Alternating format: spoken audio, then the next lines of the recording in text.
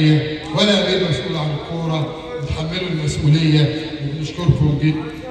لا اصل احمد هو بس في نفس اكتوبر، هو لا اكتوبر بيكلم الشركه الاسبوع اللي فات، قال له انتوا قاعدين ولا ماشيين؟ رئيس ناديك قاعد ولا معزول؟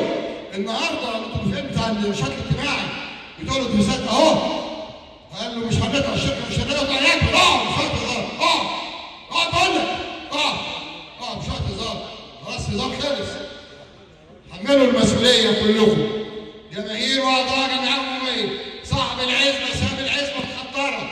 تاني انا اخر شهر دافع المرتبات ودافع كل حاجه، وشيلوا المسؤوليه.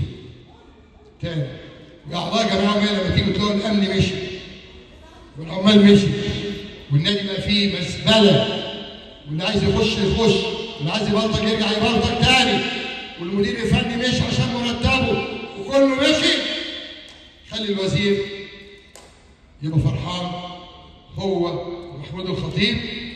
فكرني بروسيا لما كان بالتالي كانت اسمها روسيا الاتحاد السوفيتي، لما جه جورباتشوف خلص عليه وفتته، بقت 6 دول وامريكا بقت الدوله العظمى. بعد ما كنا بنقول لناهي راس براس، وصلنا لمرحله عيل اسمه عادل القيعي يقل ادبه على الزمالك والزملكاويه، محدش عمل له حاجه. خالد مرتجي يقل ادبه على الزمالك والزملكاويه، محدش عمل له حاجه. عارفين ليه؟ عشان هم اطمنوا. رئيس النادي اتحبس، رئيس النادي اتعزل. بشكركم، احنا اعضاء عاملين في النادي وتحت امر النادي في اي وقت.